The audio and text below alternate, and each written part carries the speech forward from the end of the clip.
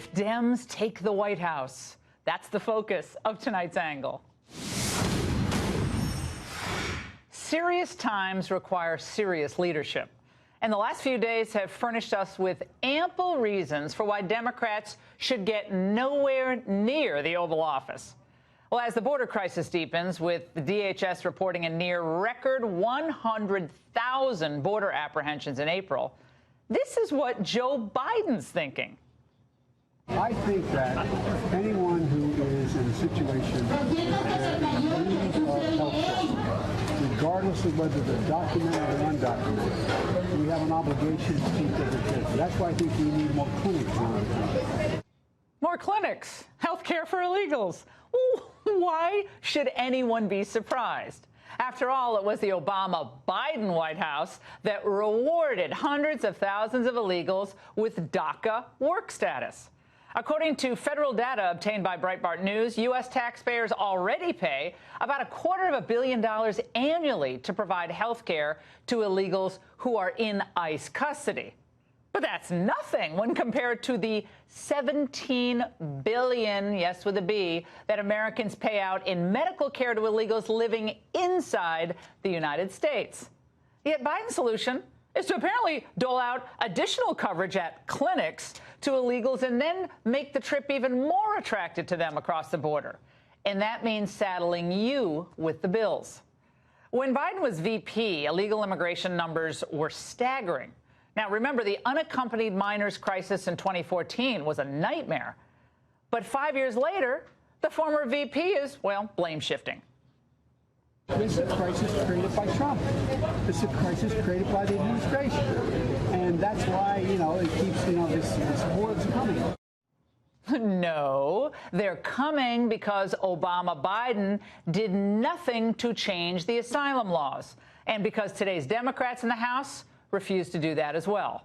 Now, as you know, this past week, I saw firsthand in the Del Rio and Eagle Pass sectors of Texas how overwhelmed our very professional and hardworking Border Patrol is. And their processing centers there essentially have become daycare centers. We've got to pretty much try and get a hold of every type of formula we can so that we can get that child to take food, because they usually get here malnourished. If they aren't already sick with some kind of respiratory virus, we have to remove from the field patrols to fill bottles. And the good thing is many of us are parents, so we know how to change diapers and we know how to feed bottles, but we do not have a staff specifically for that. It is a complete and utter scandal, and it's a disgusting abdication of congressional responsibility. Now, while Democrats actually deny this reality, Trump has taken serious steps to address the border crisis.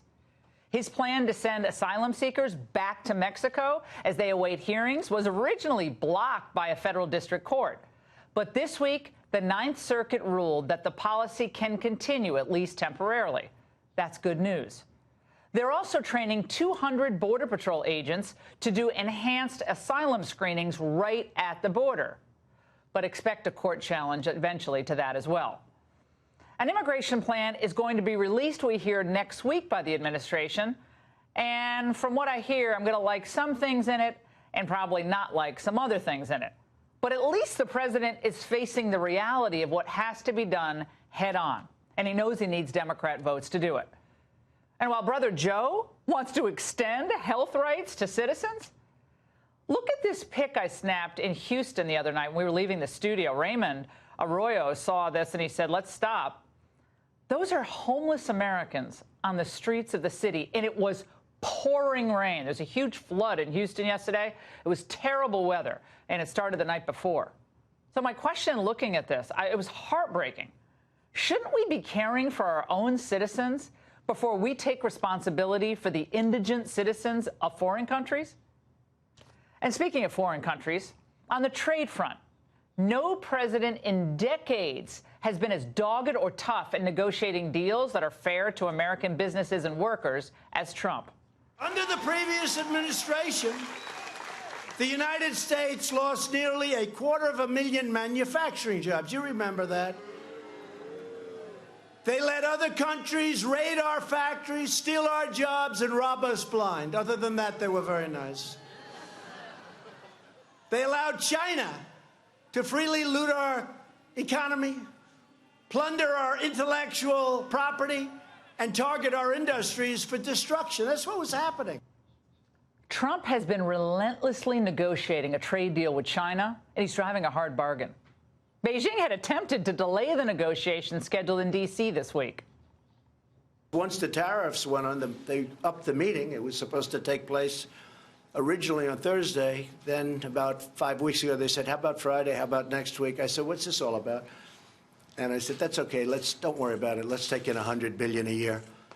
And we put the tariffs on. We made the statement. And then they upped the meeting. How about let's go back to Thursday? I'm representing the USA, and he's representing China. And we're not going to be taken advantage of anymore. We're going to find out about China tonight. And I think in the end, you're going to be very impressed. Well, while Trump is engaging the Chinese and holding out for the best deal for America, Ramblin' Joe is once again in denial. China is going to eat our lunch? Come on, man. They can't even figure out how to deal with the fact that they have this great division between the China Sea and the mountains in the east, in the west. They're not bad folks, but guess what? They're not competition for us. Oh, my God. It's just it would be sad if it weren't so infuriating, and basically it's just embarrassing. Obama and Biden stood by while China continued to cheat and steal us blind in the United States. And if Joe ever took the levers of power again, it would be back to business as usual with China. In other words, China wins, we lose. But what about the other 2020 Democrat hopefuls? Well, if you think they have better ideas, you'd be wrong. Take Mayor Pete, last seen in a Vogue magazine shoot. With all his vast experience in international trade, he's weighing in on the China negotiations as well. China often works in terms of 20-year plans. I'm not sure this president thinks beyond his next tweet, and it shows in our policies. When it comes to trade, we need fair trade. Look, there's currency manipulation, intellectual property theft. There's all kinds of bad behavior going on the Chinese side. If we want to reverse that, reduce that, then there has to be some sense that we're going to come to the table and negotiate something better, not just lobbing tariffs over the fence. Aside the fact that one does not lob tariffs and there is no fence, what does he think Trump and Bob Lighthizer as USTR, the entire trade team, have been doing all this time? Reading Vogue magazine? Team Trump successfully negotiated our trade deal with South Korea. He did NAFTA over and is now on to the crown jewel of China. And it's going to be hard. It might not be possible. And the only reason, by the way, China's in town tonight, Trump's tariffs. We have a young man, boot edge. Boot edge. They say edge. He's got a great chance, doesn't he? He'll be great. Representing us against President Xi of China. That'll be great. I want to be in that room. I want to watch that one. Well, for the sake of the country, let's hope it's a scene none of us ever see. Look, the country can't afford another Democrat in the Oval Office right now, especially not from this radicalized version of the Democrat Party. They're not only bereft of policies that work, that are practical, they don't even recognize the verifiable threats that are bearing down on us, or the fact that this economy is on fire. And that's the angle.